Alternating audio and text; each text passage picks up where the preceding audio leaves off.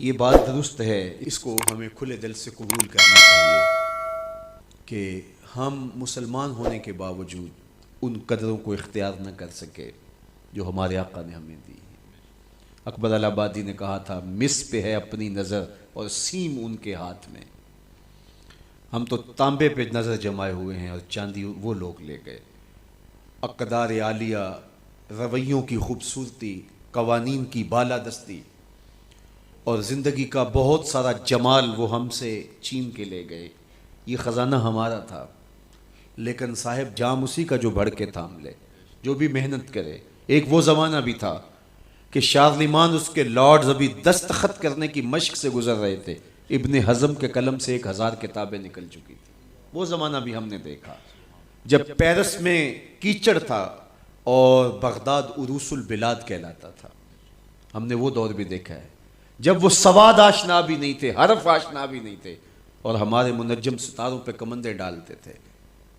جب ہم محنت کرتے، خدائے زندہ زندوں کا خدا ہے، یہ اس کا اصول ہے، یہ اس کا ضابطہ ہے.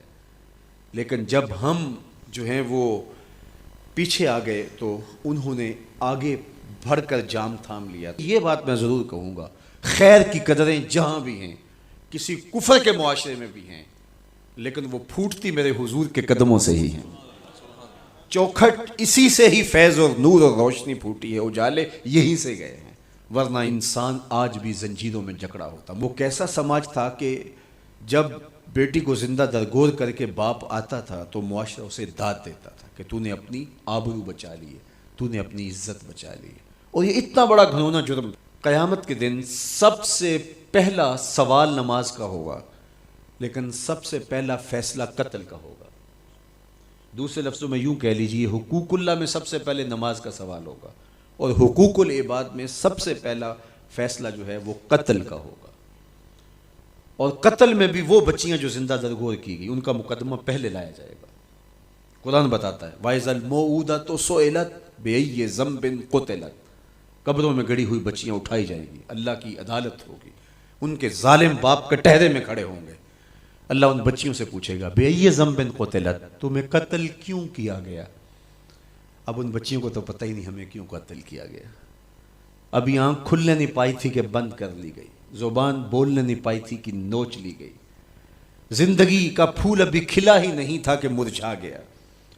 انہیں تو پتہ ہی نہیں ہمارے ظالم باپوں نے یہ قیامت کیوں اٹھائی، یہ غضب کیوں توڑا، ہمارے معصوم دامن پہ کون سا داغ دیکھا کہ ہمارے ظالم باپوں نے ہماری زندگی نوچ لی.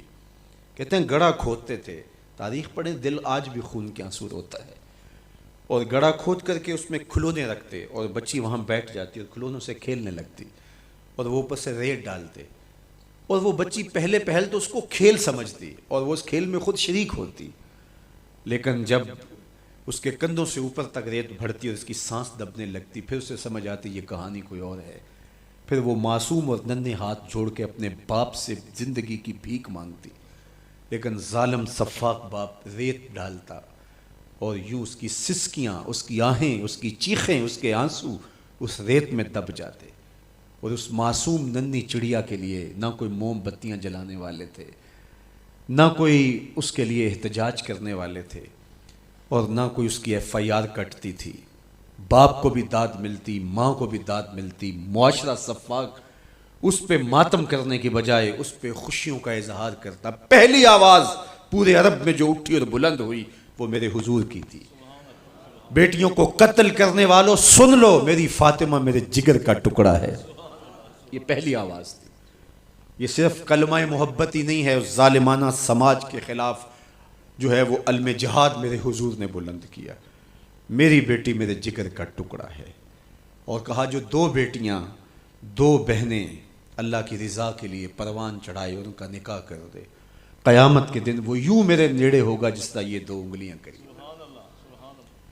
یہ جب میرے حضور نے فرمایا، مجمع سے ایک شخص کھڑا ہو گیا، حضور کیا جس کی 2 بیٹیاں نہیں ہیں اس کو یہ اعزاز نہیں ملے گا؟ کسی بیچارے کی 2 بیٹیاں نہ ہو، 1 بیٹی ہو، تو کیا اس کو یہ اعزاز نہیں ملے گا کہ وہ آپ کا ساتھ پائے؟ حضور نے فرمایا اسے بھی ملے گا.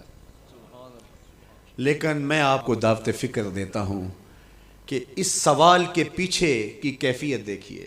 اس کی 1 بیٹی تھی، کہاں بیٹیاں زندہ درگور ہو رہی ہیں اور کہاں ایک بیٹی والا کہتا ہے کاش کہ میری بھی 2 بیٹی۔ یہ تھا لایا ہوا میرے حضور کا نظام۔ بیٹیوں والے فخر کرنے لگے کہ ہماری بیٹیاں، یہ ہماری بخشش کی ضمانت ہوگی، 2 بیٹیوں کا نکاح کر لو، بخشش کی ضمانت۔